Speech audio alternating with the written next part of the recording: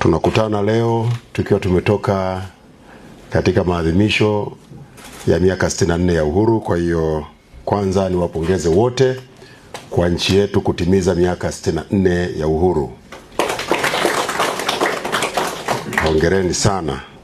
Lakini muhimu zaidi niwapongeze kwa jana nchi yetu kuvuka ikiwa shwari kwa amani kabisa na tumebaki salama. Huu ni ushindi wa Watanzania wote na ni jambo muhimu kwetu sisi na mustakabali wa nchi yetu.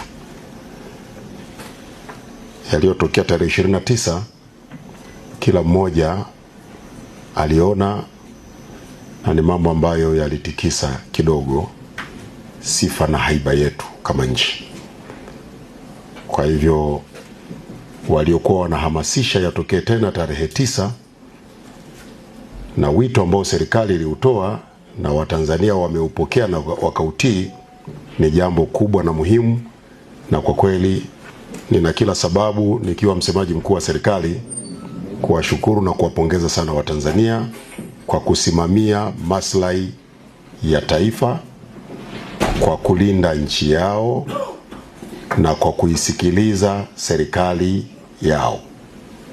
Nchi italindwa na Watanzania wenyewe, na tukishakuwa na utamaduni wa serikali inatoa maelekezo au miongozo alafu wananchi wanabeza, taifa linapotea.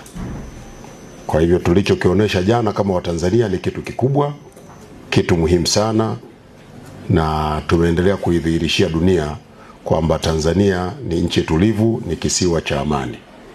Lakini pia tunashukuru pia vyombo vyetu vyote vya ulinzi na usalama kwa kazi kubwa viliofanya.